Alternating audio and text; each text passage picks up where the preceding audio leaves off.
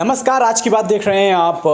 फर्रुखाबाद जनपद में अगर बात की जाए तो चर्चा का जो विषय है वो बना हुआ है। जैसे ही चुनाव जो है वो नज़दीक आता जा रहा है, चर्चाएं बढ़ती जा रही हैं और इसी चर्चा के बीच में एक नाम और निकल कर आया है सामने। वो नाम है विकास राजपूत का। आखिर क्या हुआ, ये नाम एकदम से क्यों हाईलाइट हुआ, क्या कुछ रहा, इन सभी बातों पर आज चर्चा करने के लिए हमारे साथ में विकास राजपूत जुड़ेंगे। उनसे ही बात करेंगे, उनसे ही जानेंगे कि आखिर क्या ऐसा रहा है जो राजनीति में एकदम से उन्होंने कदम रखे हैं और क्या क्या मिलने वाला है फर्रुखाबाद को। सबसे पहले विकास जी, बहुत बहुत स्वागत है आपका हमारे चैनल में। बहुत बहुत धन्यवाद आपके सभी दर्शकों को। मेरी तरफ से दीपावली की हार्दिक शुभकामनाएं। इस शुभ अवसर पर सभी के लिए बहुत बहुत धन्यवाद। अब सबसे पहला सवाल कि अचानक से ये जो नाम है वो आपका चर्चा का विषय बना हुआ है पूरे जनपद में। ऐसा क्या सूझा कि राजनीति में कदम जो है वो आपने रख लिए? देखिए, मैं जिले की समस्याओं को लेकर खड़ा हुआ हूँ। राजनीति तो सेकेंडरी है। पहली प्राथमिकता मैं जिले की समस्याओं को समाधान करने के लिए खड़ा हुआ हूँ। और जब मुझे लगा कि ये समस्याएं किसी एक व्यक्ति विशेष के द्वारा सॉल्व नहीं की जा सकती हैं, तो सोचा राजनीति में आना चाहिए। मेरे कुछ शुभचिंतकों ने मुझे बोला कि अगर समाज सेवा ही करनी है, जनता की पूर्ण तरह से सेवा करनी है, तो जिले की समस्याओं को लेकर आपको आगे आना पड़ेगा। इससे पहले की अगर बात की जाए तो थोड़ा सा व्यक्तिगत हो जाएगा। इससे पहले अभी तक क्या आप कार्य करते रहे और कैसे ये कदम जो है वो उठाने का सोचा है? देखिए, मैं सामाजिक कार्य तो शुरू से करता रहा हूँ, लेकिन जॉब के साथ साथ जब जब समय मिला मुझे समाज के लिए आवाज़ उठाने का, तो मैंने आवाज़ उठाई है। 2019 में चाहे वो गंगा एक्सप्रेस वे के लिए हो, कोरोना काल में लोगों की समस्याओं के लिए हो, और इटावा बरेली हाईवे के लिए हो, चाहे रामगंगा के पुल के लिए हो, सभी जगह के लिए मैंने आवाज़ उठाई है।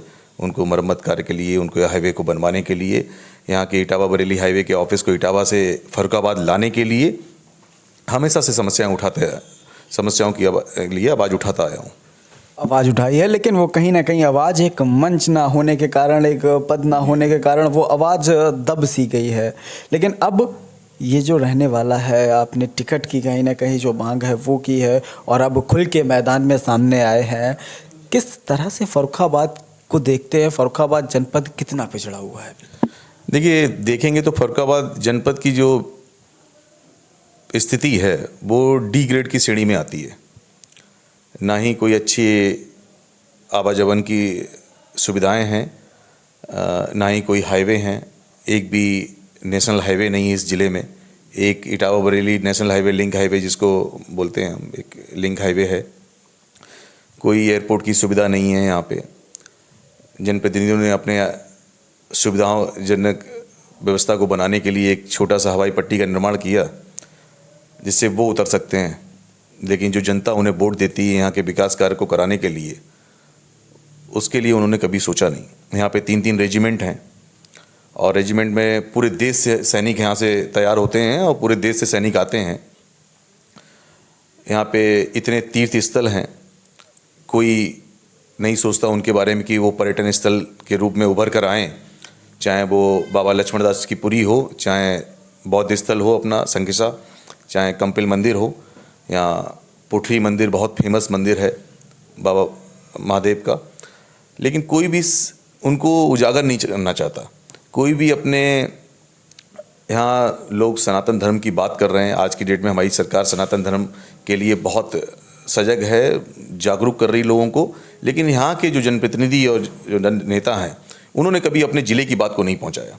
अगर वो लोग अगर चाहते तो यहाँ एयरपोर्ट का निर्माण तो आज से 20 साल पहले हो जाता। यहाँ विदेश मंत्री रहे माननीय सलमान खुर्शीद जी, अगर वो चाहते तो ज़िले को पता नहीं कहाँ से कहाँ पहुँचा देते। आज की डेट में फर्रुखाबाद ए ग्रेड की श्रेणी में आता है। एक छोटे छोटे से ज़िले मैंने देखे यहाँ पे एयरपोर्ट का निर्माण कराया गया है। बाकी जब इन बुनियादी चीज़ों की जब जड़ मजबूत होती है तो वहाँ पे उद्योग भी लगते हैं और रोज़गार भी पैदा होता है। आप स्वयं ये बात रख के देखिए कि क्या कोई उद्योगपति यहाँ पे आएगा? जिस ज़िले में सड़क नहीं है, जिस ज़िले में एक डिवाइडर सड़क नहीं, सिंगल डिवाइडर सड़क नहीं है, क्या वहाँ पे कोई उद्योगपति आएगा अपना उद्योग लगाने के लिए? क्या 10-10 दिन बर्बाद करेगा वो अपने यहाँ पे आके रह के? क्योंकि उद्योग वहाँ लगाए जाते हैं जहाँ पे उनका माल आराम से आवागमन हो सके, मालगाड़ियाँ ले जा सकें, रेलगाड़ियाँ आ सकें, व्यापारी आ सकें। जहाँ पे आने जाने की जब गति थमी हुई है, व्यापारी माल अपना आगे बेच नहीं पाएगा, कोई आ नहीं पाएगा, तो उद्योग लगा के भी क्या होगा यहाँ पे। तो जो मूलभूत सुविधाएं हैं इस ज़िले की, वो पहले प्राथमिकता रहेगी मेरी हमेशा से कि वो पहले पूर्ण करी जाएं। जैसे एयरपोर्ट लगाया जाए, यहाँ पे हाईवे से अपने ज़िले को कनेक्टिविटी दी जाए, जितने भी एक्सप्रेस वे निकल रहे हैं यहाँ से। और पूर्व में जो एक्सप्रेस वे चले गए हैं उसमें हम कुछ कर नहीं सकते, लेकिन उनको जोड़ने का कार्य जरूर करा सकते हैं, तो उनको जोड़ने का कार्य कराया जाएगा। बिल्कुल, बहुत बड़ी बात यहाँ पर कही गई है विकास राजपूत जी के द्वारा कि जिस प्रकार से जो सुविधाएं हैं फर्रुखाबाद जनपद को, वो अभी तक नहीं मिल पाई हैं, क्योंकि माननीय मुख्यमंत्री योगी आदित्यनाथ ने कहा था व्यापार के दृष्टिकोण से कि फर्रुखाबाद में चिप्स फैक्ट्री बनेगी, लेकिन अभी तक ऐसा कुछ देखने को नहीं मिला। सांसद मुकेश राजपूत की अगर बात की जाए तो उनके घर की खुद की बाहर की जो सड़क है, ठंडी सड़क जिसे आमतौर पर कहते हैं, वो कई वर्षों से खराब पड़ी हुई है। पूरी जनता को दिखाई दे रहा है, सबको दिखाई दे रहा है, लेकिन वो सड़क है वो सही नहीं हो पा रही है। काफ़ी साल बीतते जा रहे हैं, तमाम हादसे हैं वो भी होते रहते हैं। इन सबके बीच में भोलेपुर का जो ओवर ब्रिज है उसमें निर्माण कार्य में काफ़ी देर हुई, वो भी चर्चा का विषय बना हुआ है। इस पर क्या कहना चाहेंगे? देखिए, भोलेपुर का जो भी ब्रिज का निर्माण है वो काफ़ी दयनीय स्थिति में है, और इतने दिनों से अगर वो कंप्लीट नहीं हो पाया तो कहीं ना कहीं उसमें कुछ प्रॉब्लम्स आ रही होंगी। और मैं तो अपील करूंगा सरकार से उसकी जांच करी जाए, और जो भी दोषी हैं उनके खिलाफ कार्रवाई करी जाए कि किस तरीके की ये असुविधाएं दे रहे हैं लोगों को, कितनी लोगों को असुविधा हो रही है वहाँ से आने जाने में। काफ़ी टाइम हो चुका है, पूरा एक कार्यकाल चला गया है, और पुल का जो उद्घाटन होना था अभी तक नहीं हो पाया है। और दोनों ही सुकरुल्ला पुल हो चाहे यहाँ का हो, दोनों को मानकों के आधार पर जांच किया जाए, और जांच करने के बाद ही जनता को सौंपा जाए। कि ऐसा ना हो कहीं कि आप पुल जल्दबाजी में सौंप दें और कोई जनहानि हो जाए, कोई हादसा हो जाए, तो उसके लिए सतर्क रहना चाहिए सभी प्रशासन को। जैसा कि आपने कहा था कि कुछ प्राथमिकताएं हैं वो आपकी रहने वाली हैं, जैसे कि एयरपोर्ट और कनेक्टिविटी हाईवे से, और इसके अलावा भी अगर सबसे पहले फर्रुखाबाद जनपद में अगर आप कोई कार्य कराना चाहेंगे तो वो कार्य क्या होगा? देखिए, जो फर्रुखाबाद जनपद में कार्य कराना चाहेंगे ये डिपेंड करता है उस टाइम की सिचुएशन पे कि सबसे पहली प्राथमिकता क्या होगी। सबसे पहली प्राथमिकता यहाँ पे सड़क की है। सड़क की हाल ऐसे हैं जैसे बहुत ही दयनीय स्थिति है। किसी भी सड़क पे जाइए, कोई भी डिवाइडर नहीं है, ट्रैफिक व्यवस्था बहुत ही बुरी फंसी हुई है यहाँ पे, और पहले उनको चुस्त दुरुस्त करेंगे। ठीक है, पहले यहाँ पे जितने भी सड़कें जो बनी हुई हैं पहले तो उन्हें गड्ढा मुक्त कराया जाए, फिर उसके बाद जितने भी हाईवे हैं उनको कनेक्टिविटी दी जाए कहीं ना कहीं से, और जितने भी लिंक्स जो हाईवे हैं जो कस्बों से जुड़ते हैं उनके लिए डिवाइडर रोड का निर्माण कराया जाएगा।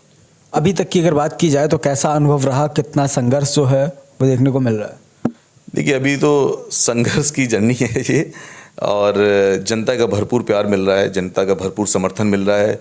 एक जिस नई युवा सोच के साथ मैं यहाँ पे आया हूँ उसके साथ मतलब जिस हिसाब से समर्थन मैंने सोचा नहीं था उससे कई गुना समर्थन मिला। यहाँ के लोगों से बहुत प्यार मिला है, और मुझे उम्मीद है कि उनके विश्वास को मैं कभी टूटने नहीं दूंगा। जो समस्याएं उन्होंने फेस करी, यहाँ तक कि मैंने एक आम आदमी होके जो समस्या फेस करी है उसी के लिए मैं आया हूँ, और विश्वास दिलाता हूँ जनता को कि आपके विश्वास को कभी टूटने नहीं दूंगा।